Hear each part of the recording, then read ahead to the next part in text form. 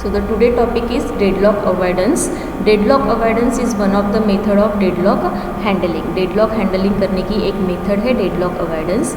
इसके ऊपर आपको क्वेश्चन ऐसा पूछा जा सकता है, how the deadlock can be handled by the avoidance approach. ठीक है, deadlock को किस तरीके से हैंडल किया जाता है avoidance approach के थ्रू, या फिर what is the deadlock avoidance, also define safe and unsafe state.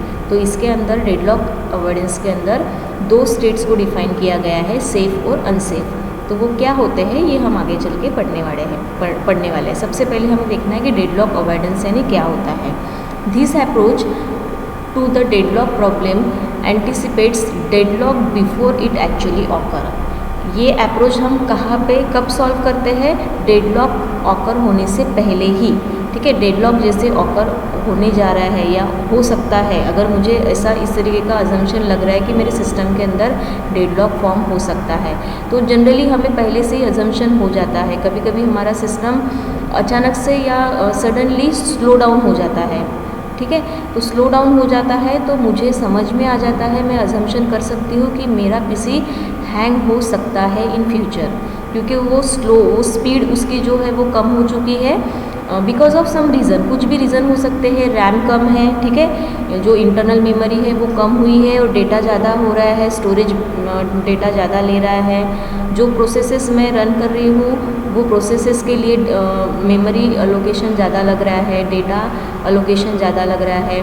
तो रीज़न्स कुछ भी हो सकते हैं.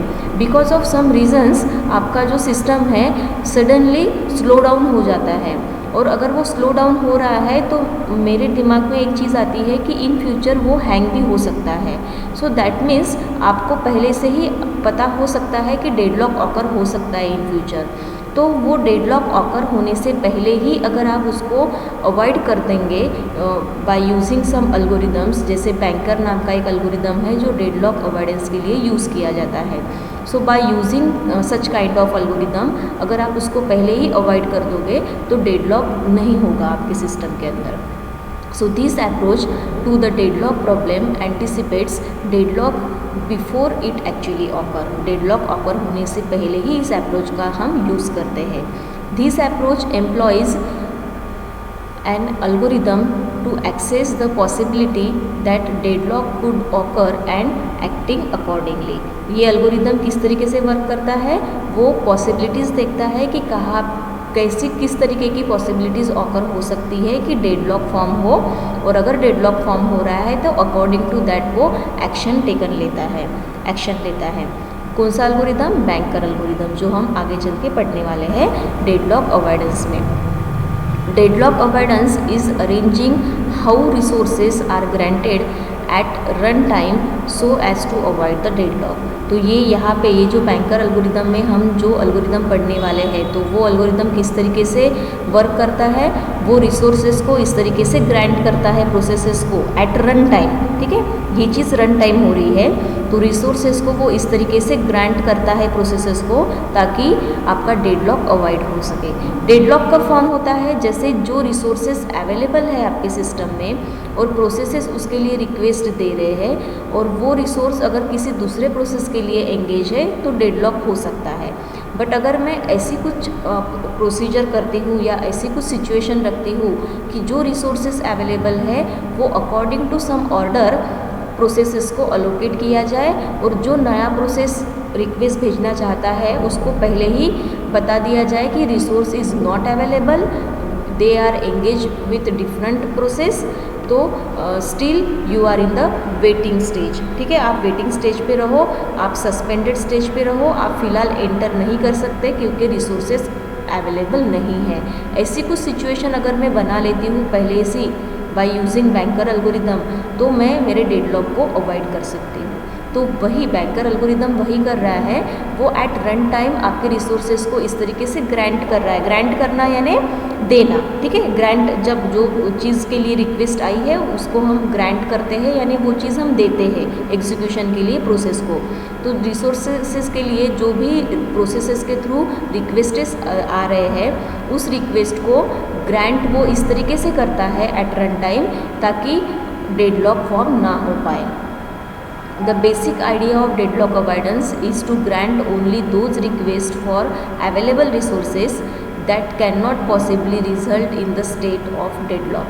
तो इसकी एक बेसिक आइडिया ये है कि उसी रिसोर्सेज को ग्रांट करो जो आपके पास अवेलेबल है। अगर आपके पास कोई रिसोर्स ही अवेलेबल नहीं है और फिर भी उसके लिए रिक्वेस्ट आ रही है तो आप पहले से ही रन टाइम आप पहले ही आपके पास इस तरीके की सिचुएशन रखो कि आपके पास वो रिसोर्स नहीं है, बट अगर उसके लिए रिक्वेस्ट आ रही है तो आपको वो मैसेज देना है प्रोसेस को कि सच kind of resources is not available in my system. Resources means in terms of CPU, in terms of memory, in terms of registers, in terms of printer, in terms of scanner, ठीक है, input output devices हो गए, तो ये सब resources है। अगर आपके पास प्रिंटर ही नहीं है तो आप प्रिंट आउट कमांड नहीं दे सकते, ओके। तो अगर आपके पास प्रिंटर नाम का रिसोर्स अवेलेबल ही नहीं है और अगर आप प्रिंट कमांड देने जा रहे हो, यूज़र के थ्रू अगर प्रिंट कमांड दी जा रही है तो how can it is possible, अगर वो रिसोर्स ही अवेलेबल नहीं है तो उस वक्त क्या होता है, आपको एक मैसेज दिया जाता है सिस्टम के थ्रू कि सच kind of printer is not currently available. In future अगर आपने वो प्रिंटर अटैच किया है आपके डिवाइस के साथ तो प्रिंट कमांड एक्सेप्ट की जाएंगी। तो बेसिक आइडिया क्या है डेडलॉक अवॉइडेंस के पीछे कि जो रिसोर्सेस अवेलेबल है उसी के रिक्वेस्ट को ग्रांट करो, जो अवेलेबल नहीं है उसके लिए आप कोई मैसेजेस दे दो प्रोसेसेस को या सिस्टम के थ्रू। इससे क्या होगा, आप डेडलॉक से बच सकते हो। This strategy is usually implemented by having the resource allocator examine the effect of granting a particular request. तो ये स्ट्रेटजी जनरली हम किसके थ्रू ये करते हैं, जो रिसोर्स अलोकेटर ग्राफ हमने देखा था, ठीक है, रिसोर्स अलोकेशन ग्राफ, उसमें हमने क्या किया था, प्रोसेसेस को सर्कल में हम सर्कल के थ्रू हम उसको डिज़ाइन करते हैं और रेक्टेंगल में हम रिसोर्सेस अलोकेट करते हैं। तो मेरे सिस्टम के अंदर जितने भी रिसोर्सेस अवेलेबल है उसको अगर उसका मैंने एक पहले से रिसोर्स अलोकेटर ग्राफ अगर डिज़ाइन कर दिया तो मुझे पता चल जाएगा कि मेरे पास कितने रिसोर्सेस अवेलेबल है, ठीक है। तो आपको रिसोर्सेस कितने अवेलेबल है अगर ये चेक करना है तो बेटर वे कि एक रिसोर्स अलोकेटर ग्राफ डिज़ाइन कर लो। If the granting of resource can not possibly lead to deadlock, the resource is granted to the requester, otherwise requesting process is suspended until such time when its pending request can be satisfied granted। तो इसका मतलब सीधा सीधा है कि अगर आपका कोई रिसोर्स जो है वो एंगेज है किसी दूसरे प्रोसेस के साथ और उसके कोई प्रोसेस दूसरी न्यू प्रोसेस उसके लिए रिक्वेस्ट भेज रहा है तो वो ग्रांट ही नहीं हो पाएगा, तो आपकी जो न्यू प्रोसेस रिक्वेस्ट भेज रही है वो सस्पेंडेड स्टेट में चली जाएंगी और वो तभी कंटिन्यू हो पाएंगी, रिजॉल्व हो पाएंगी जब करंट प्रोसेस फिनिश हो जाएंगी और उसने जो भी रिसोर्स अलोकेट करके रखा है उसको वो रिलीज़ कर देगा, ठीक है। और रिलीज़ करने के बाद ही आपके न्यू प्रोसेस को वो रिसोर्स अवेलेबल होगा या ग्रांट दिया जाएगा। बट कभी कभी क्या होता है कि आपकी जो ग्रांटेड जो भी रिक्वेस्ट आप भेजी है प्रोसेस के थ्रू जिस रिसोर्स के लिए, वो रिसोर्स कभी कभी कंप्लीट रिलीज़ होने के बाद भी किसी दूसरे वेटिंग लिस्ट में अगर कोई आपके प्रोसेस के पहले भी कोई ऐसी प्रोसेस आई है जो वेटिंग लिस्ट में है उस पर्टिकुलर रिसोर्स के लिए, तो उसको ग्रांट की जाती है। तो कभी कभी ऐसी सिचुएशन आती है कि आपकी जो न्यू प्रोसेस है उसे लॉन्ग टाइम के लिए वेटिंग स्टेज में रहना पड़ता है, सस्पेंडेड स्टेज में रहना पड़ता है। Thus this approach requisites knowledge of future request of resources। तो यहाँ पे आपको सबसे पहले तो ये पता होना चाहिए, ये नॉलेज होना चाहिए कि आपके सिस्टम के अंदर कितने रिसोर्सेज अवेलेबल है और कितने रिसोर्सेज अवेलेबल नहीं है। जो अवेलेबल रिसोर्सेज है उसके वो किस किस प्रोसेसेस के साथ एंगेज है। So according to that knowledge आप जो भी न्यू प्रोसेस आने वाली है उसको आप क्या कर सकते हो, वेटिंग स्टेज में रख सकते हो, ओके। तो यहाँ पे हम ये जो डेडलॉक अवॉइडेंस है ये हम दो तरीके से देखने वाले हैं, safe state and unsafe states.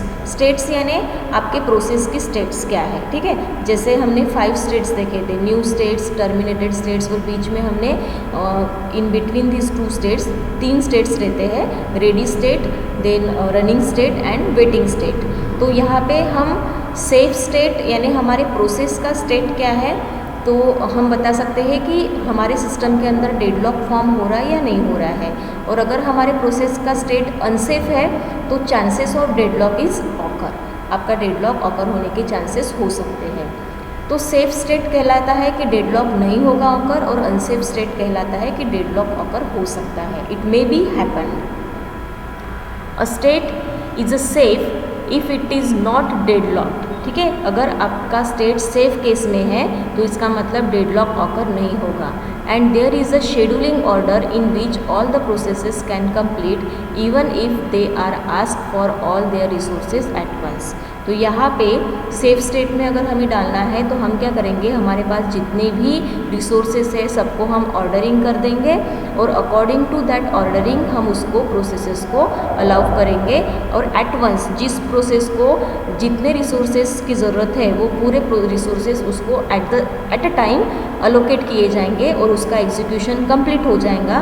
Complete होने के बाद वो सेफुली टर्मिनेट हो जाएगा, और उसके पास जितने रिसोर्सेस अलोकेटेड थे वो पूरे के पूरे रिलीज़ किए जाएंगे। उसे सेफ स्टेट कहा जाता है। और सेफ स्टेट में अगर आपका सिस्टम है तो डेडलॉक होने के चांसेस नहीं के बराबर है। An unsafe state is not deadlocked but no such scheduling order exist. Unsafe state में डेडलॉक हो भी सकता है या नहीं भी हो सकता है, बट शेड्यूलिंग जो है, शेड्यूलिंग ऑर्डर जो है वो एग्जिस्ट नहीं होता है। इसमें कोई कहीं पे भी रिसोर्सेज अलोकेट हो भी सकते हैं या नहीं भी हो सकते हैं। तो अगर ऐसी कुछ सिचुएशन है तो उसे हम अनसेफ स्टेट कहेंगे, और अनसेफ स्टेट में डेडलॉक हो भी सकता है या नहीं भी हो सकता है, दोनों चीज़ें हो सकती है, ठीक है। The state is safe if the system can allocate resources to each process in some order and still avoid deadlock, ठीक है। अगर सेफ स्टेट में है सिस्टम तो वहाँ पे जितने भी रिसोर्सेस है सबको हम एक ऑर्डर मेंशन कर देंगे, और उसी ऑर्डर से हम प्रोसेसेस को अलोकेट करेंगे ताकि डेडलॉक फॉर्म ना हो पाए। More formally the system is in the safe state only if there exist a safe sequence. अगर सेफ सीक्वेंस है आपके प्रोसेसेस का या फिर आपके रिसोर्सेज का, तो आप वहाँ पे बोल सकते हो कि मेरी सिस्टम जो है वो सेफ स्टेट में है। और अगर मेरा सिस्टम सेफ स्टेट में है इसका मतलब डेडलॉक फॉर्म नहीं होगा। तो जैसे सीक्वेंस ऑफ रिसोर्सेज या सीक्वेंस ऑफ प्रोसेसेस हमें फॉलो करना है। सीक्वेंस ऑफ प्रोसेसेस मीन्स जितने प्रोसेसेस आ रहे हैं उसका एक सीक्वेंस आपको फॉलो करना है। जैसे sequence of process P1, P2, P3 so on Pn। तो यहाँ पे जैसे 5 प्रोसेसेस है तो P1 पहले आएगा, P2 बाद में, P3 then P4 and P5 sequence follow हो रहा है, ठीक है। कोई भी बीच में उठ के नहीं आएगा, पहले P5 नहीं एग्जीक्यूट होगा या पहले P2 एग्जीक्यूट नहीं होगा, सीक्वेंस में ही एग्जीक्यूशन होगा। P1, P2, P3, P4 यानी first come first serve basis पे एग्जीक्यूशन होगा। So sequence of process P1, P2, P3 so on Pn is the safe sequence for current allocation state, ठीक है। If for each Pi the resources that Pi can still request can be satisfied by the currently available resources plus the resources held by all the Pj where Pj is greater than 1। यानी जितने भी resources already Pj, Pi और Pj ऐसे दो processes है, ठीक है। Pi एक प्रोसेस है जिसने रिक्वेस्ट भेजी है किसी रिसोर्सेस को अलोकेट करने के लिए, और जो भी अवेलेबल रिसोर्सेस है उसको पहले चेक किया जाएगा। उसके साथ साथ वो रिसोर्सेज जो ऑलरेडी Pj नाम के प्रोसेस के थ्रू हेल्ड किए गए हैं उसको भी चेक किया जाएगा। अगर वो दोनों रिसोर्सेस कॉमन है तो वहाँ पे हम Pi को क्या बोलेंगे कि still you're requesting resources are unavailable because they are engage with Pj execution. Once the Pj executing successfully these resources are released and you got all these resources। तो ये मैसेज हम Pi को दे सकते हैं। तो सबसे पहले हमें देखना है कि वो उसने किस रिसोर्स के लिए रिक्वेस्ट भेजी है और वो पूरे रिसोर्सेज मेरे सिस्टम में अवेलेबल है क्या, उसके साथ साथ मैं ये देखूँगी कि अगर वो रिसोर्सेज अवेलेबल है तो क्या वो दूसरे किसी प्रोसेस के साथ एंगेज है क्या। ठीक है, ये देखना है मुझे, ये चेक करना है मुझे। In this situation, if the resources that PI needs are not immediately available, then the PI can wait until the all PJ have finished. वही चेक करना है, अगर अवेलेबल नहीं है रिसोर्सेज तो हमें PI को वेट स्टेट में डालना है और वो वेट स्टेट में तब तक रहेगा जब तक PJ नाम की प्रोसेस फिनिश नहीं हो जाती है और वो अपने रिसोर्सेज को रिलीज़ नहीं करता है। When they finished, PI can obtain all its needed resources, completes its designation task and return all allocated resources and terminated successfully. जैसे ही PJ का एग्जीक्यूशन फिनिश हो जाता है वो पूरे रिसोर्सेज रिलीज़ कर देगा, फिर PI को जो रिक्वेस्टेड रिसोर्सेज थे वो पूरे के पूरे एट वंस टाइम मिल जाएंगे, वो भी अपना जो टास्क है वो सक्सेसफुली कंप्लीट करेगा और जो भी रिसोर्सेज उसने अलोकेट किए हुए थे वो पूरे उसको रिलीज़ कर देगा और सक्सेसफुली टर्मिनेट हो जाएगा। तो ये हमें यहाँ पे डेडलॉक अवॉइडेंस में देखना है और वहाँ पे हम ये देखेंगे कि ये सिचुएशन हो सकती है मेरे सेफ स्टेट की। तो safe state is not a deadlock state. तो जब भी मेरा सिस्टम सेफ स्टेट में रहता है, जब मैं ऑर्डरिंग फॉलो करती हूँ प्रोसेसेस के लिए, यानी पहला प्रोसेस आएगा वो कम्प्लीटली फिनिश होगा, first come first service basis पे अगर मैं मेरी ऑर्डरिंग करती हूँ प्रोसेसेस का, जो पहले आएगा वो पहले फिनिश होगा, बाद में ही सेकंड आएगा, बाद में ही थर्ड आएगा। अगर मैं ये सीक्वेंस अगर फॉलो करती हूँ तो मैं कह सकती हूँ कि my system is in the safe state. अगर वो सेफ स्टेट में है तो deadlock will never happen, but unsafe state में lead to the deadlock. Unsafe state में ऑर्डर फॉलो नहीं किया जाता है प्रोसेसेस का या रिसोर्सेज का, तो इस वजह से वहाँ पे डेडलॉक ऑकर हो भी सकता है और नहीं भी हो सकता है, दोनों चीज़ें हो सकती है। ऐसा नहीं है कि ऑर्डर फॉलो नहीं हो रहा है इसका मतलब डेडलॉक ऑकर होगा ही। कभी कभी ऑर्डर फॉलो नहीं किया है बट हम हाईएस्ट प्रायोरिटी वाला प्रोसेस एग्जीक्यूट कर रहे हैं या फिर वहाँ पे हम टाइम क्वांटम का यूज़ कर रहे हैं, राउंड रॉबिन शेड्यूलिंग का यूज़ कर रहे हैं। जो हमने शेड्यूलिंग CPU शेड्यूलिंग एल्गोरिदम्स देखे थे उसमें हम अगर टाइम क्वांटम या राउंड रॉबिन शेड्यूलिंग यूज़ कर रहे हैं तो उस केस में डेडलॉक ऑकर नहीं होगा, क्योंकि हमने वो पर्टिकुलर एल्गोरिदम उस तरीके से डिज़ाइन किया है कि वो भला ही ऑर्डरिंग में नहीं ले रहा है प्रोसेसेस को, लेकिन उसको टाइम क्वांटम दे रहा है, प्रोसेस स्विच ऑन कर रहे हैं, स्विच ओवर कर रहे हैं एक दूसरे के साथ और खुद का एग्जीक्यूशन प्रॉपरली एग्जीक्यूट कर रहे हैं by using that particular available resources. जितने रिसोर्सेज अवेलेबल है उसके साथ वो बराबर मैनेज कर रहा है, तो वहाँ पे भी डेडलॉक नहीं हो सकता है। But it may be happen that कि डेडलॉक हो या ना हो, ठीक है, चांसेस दोनों हो सकते हैं अनसेफ स्टेट में। बट सेफ स्टेट में तो there is no chance for deadlock form होने के लिए कोई चांस ही नहीं है। फॉर एग्जाम्पल, एक एग्जाम्पल लिया है दोनों स्टेट के लिए। Consider the following system with maximum 12 instances of resource. ठीक है, रिसोर्स के कितने इंस्टेंसेस है? 12 इंस्टेंसेस अवेलेबल है हमारे पास and 3 processes P0, P1 and P2। Available instance of resource is 3। Maximum कितने हैं? 12 है। फिलहाल हमारे पास 3 प्रोसेसेस है P0, P1 एंड P2। ठीक है, अभी हम एक एक करके 2 स्टेट हमें चेक करने हैं कि हमारा सिस्टम सेफ स्टेट में है क्या। अगर वो सेफ स्टेट में है तो ऐसी कोई कंडीशन अराइज हो सकती है क्या कि वो अनसेफ स्टेट में चला जाए, तो ये हमें चेक करना है। तो मैक्सिमम मेरे सिस्टम के अंदर मैक्सिमम इंस्टेंसेस ऑफ रिसोर्स कितने हो सकते हैं? 12, नॉट मोर देन 12, मैक्सिमम बोला गया है। मिनिमम हो सकता है 12 से कम हो सकते हैं बट 12 से ज़्यादा नहीं होंगे। और प्रोसेसेस कितने हैं? P0, P1 and P2। Okay, 3 processes है। अब अगर हम पहले केस में देखेंगे तो पहले केस में अवेलेबल इंस्टेंस ऑफ रिसोर्स कितना है? 3। ठीक है, अवेलेबल इंस्टेंस ऑफ रिसोर्स कितना है? 3। तो हमें ये चेक करना है is it in the safe state, आपके सिस्टम सेफ स्टेट में है क्या। अगर है तो give the condition in which it can turn to the unsafe state. तो आपको ऐसी कंडीशन बतानी है कि जब वो अनसेफ स्टेट में चली जाए। तो सबसे पहले हम क्या करेंगे, एक टेबल ड्रॉ करेंगे, वहाँ पे हम प्रोसेसेस बताएंगे P0, P1 एंड P2। ठीक है, तो ये आपके आगे यहाँ पे एक टेबल है, टेबल में प्रोसेसेस का पहला कॉलम है P0, P1 एंड P2। अब सेफ स्टेट में सीक्वेंस फॉलो होता है प्रोसेसेस का। अब P0 को मैक्सिमम कितने रिसोर्सेस लगने वाले हैं? 10 resources. Okay, maximum needs of resources are 10। अब उसको कितने अलोकेटेड हुए हैं 5, और उसको फिर 5 की ज़रूरत है। अलोकेटेड 5 हुए हैं, लेकिन फिर भी उसको 5 की ज़रूरत है।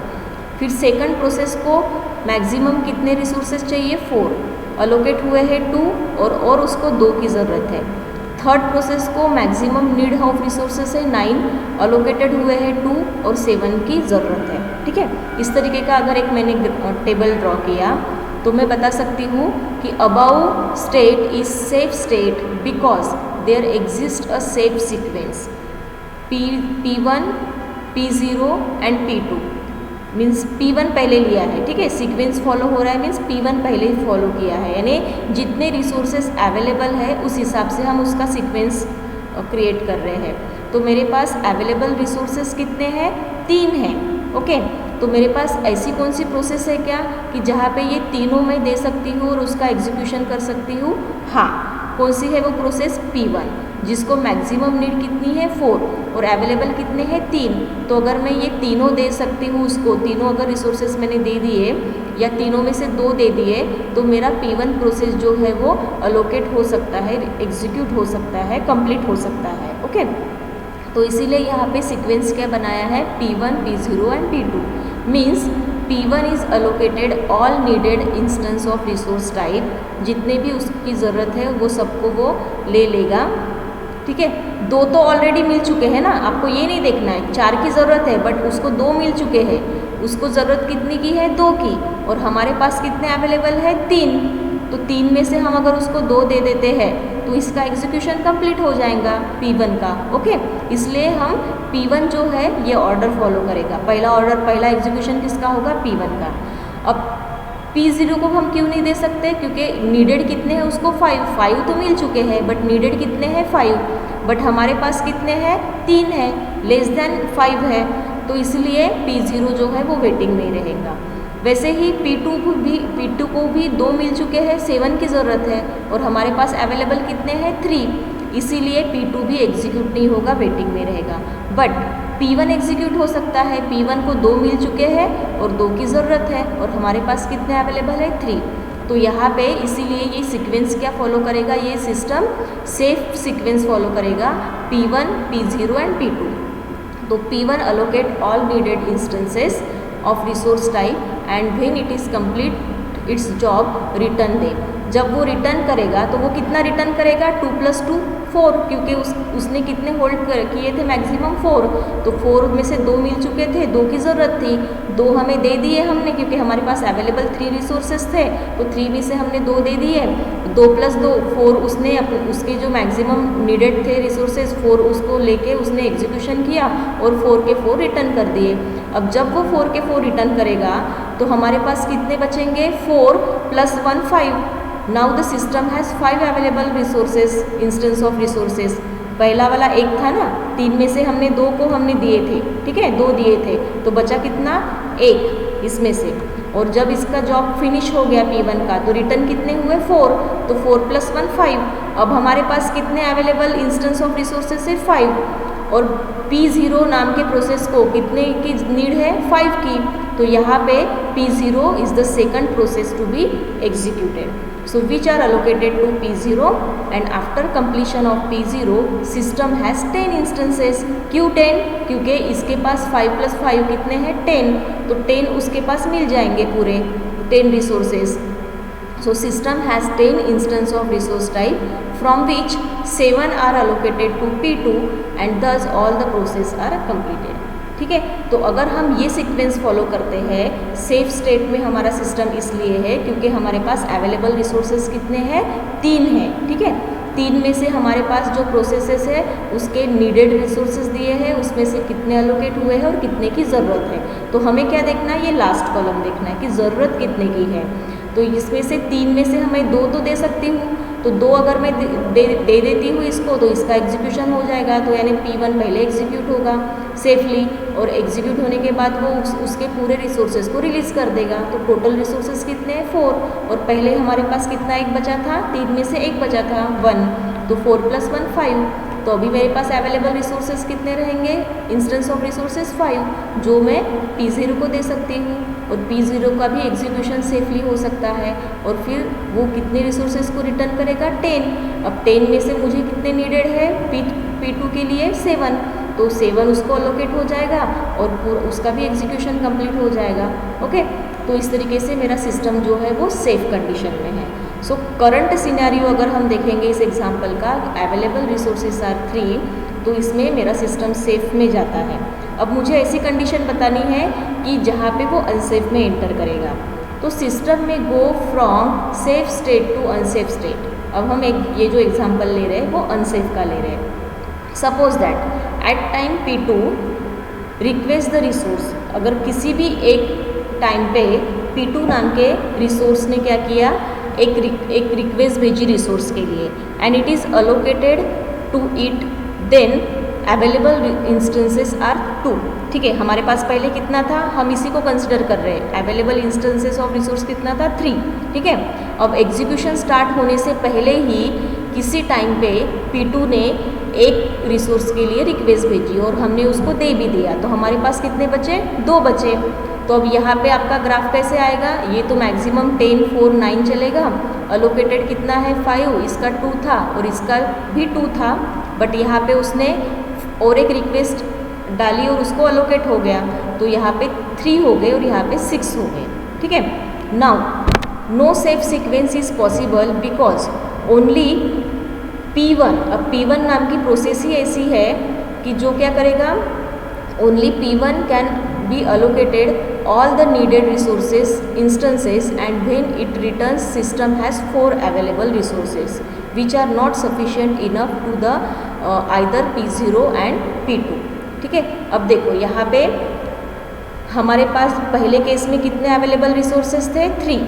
ओके, 3 में से हमने P1 को 2 की ज़रूरत थी, 2 दे दिए, उसका जॉब फिनिश हो गया। रिटर्न किए 4 प्लस प्रीवियस वाला 1 मिला के 5 हमारे पास आ गए रिसोर्सेज। फिर हमने P0 को नीडेड थे 5 दे दिए, उसका एग्जीक्यूशन हो गया। 10 रिटर्न हो गए, 10 में से अभी P2 के लिए 7 नीडेड थे, तो 7 हमने दे दिए और P2 का जॉब फिनिश किया। ठीक है, तो मेरा सिस्टम सेफ में था।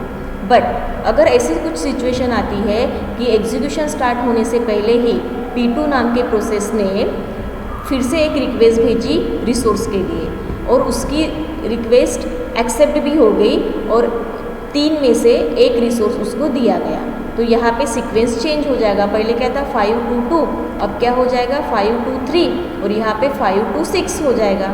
ठीक है, इंस्टेड ऑफ 5 to 7 यहाँ पे हो जाएगा 5 to 6। और अवेलेबल इंस्टेंसेस कितने रहेंगे 2, इंस्टेड ऑफ 3 2 रहेंगे। अब इसमें से सिर्फ हमारे पास ये P1 नाम का जॉब ऐसा है कि जिसको 2 की ज़रूरत है और हमारे पास भी 2 इंस्टेंसेस अवेलेबल है रिसोर्सेज के, तो हम इसको दे देंगे और इसका एग्जीक्यूशन फिनिश कर लेंगे। और फिनिश करने के बाद इसके बाद जो 4 रिसोर्सेज थे वो रिलीज़ हो जाएंगे। बट ये 4 रिसोर्सेज रिलीज वाले हुए ना ही इसके काम के हैं ना ही इसके काम के हैं, क्योंकि इसको 5 की ज़रूरत है और हमारे पास है 4 instances, it is less than 5, so that it is not required resources for P0 job, and also it is not required resources for P2 job, क्योंकि इसको 6 की ज़रूरत है और हमारे पास कितने थे 4, so that your system is going on into the unsafe state.